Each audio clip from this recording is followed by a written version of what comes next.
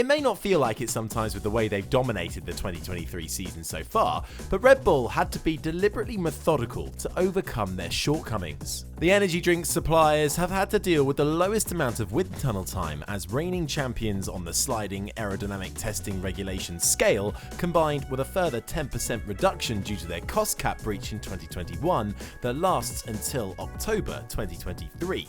As a result, Red Bull has gone to extreme lengths to focus on maximising performances on race days, even at the detriment of their qualifying pace. But how, despite resources stacked against them, have Red Bull been able to increase their dominance this season compared to 2022? If there's been one element of vulnerability shown by Red Bull this year, it's their qualifying pace. Despite winning all of the first 11 races of the season, they've been beaten to pole twice already by Lewis Hamilton in Hungary and Charles Leclerc in Baku. Ferrari, on average the second best qualifying team in F1, have been just a couple of tenths behind Red Bull all season. And while Charles was incredibly quick over a lap in Baku, he eventually finished 21 seconds behind Sergio Perez's winning car. Red Bull has achieved this by compromising on setup and reducing some of the ultimate potential of its car for more consistency. Other teams have gushed about the stability the RB19 has in race trim, something very difficult to achieve in an era of ground effect cars and dealings with the current generation of cars porpoising at higher speeds, a problem Red Bull has never really experienced. There's also been the incredible power of Red Bull's DRS in combination with their trick floor layout. It's led to a difference of over 20 miles per hour when in range of another car, making passing far easier than their rivals when Red Bull hasn't been leading, something of a rarity this season. But also, Red Bull have had to get clever with car development as they've been extremely limited with their wind tunnel allowance, only getting 63% of the runtime that rivals Aston Martin have had this season. Red Bull's upgrades have been focused on the middle of their car, such as the side pods, engine covers, and focusing on the cooling of the car.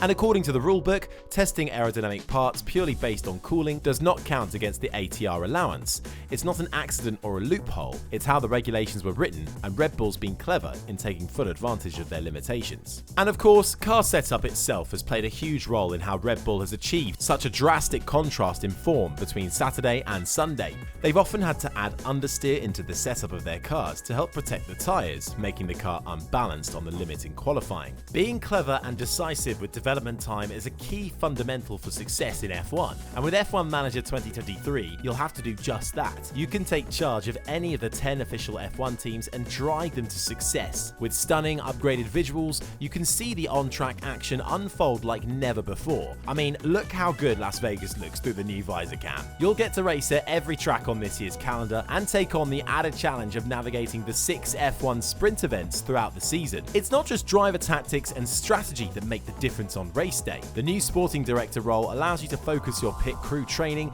to avoid costly mistakes. Race replay mode gives you a new way to play the game, allowing you to relive pivotal moments from the 2023 season and change the outcome of races based on your decisions. Whether you're scouting drivers from the newly simulated F2 and F3 championships, taking backmarker teams to title contenders, or cementing a championship-winning team's legacy, new challenges await you this year in F1 Manager 2023. Buy the game using the link in the description below and drive every decision in F1 Manager 2023.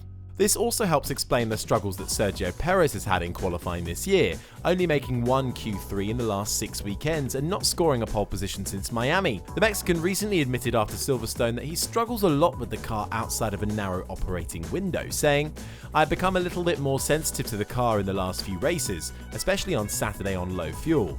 We have some ideas, but we operate in such a small window of detail that it's just that we need a strong Saturday.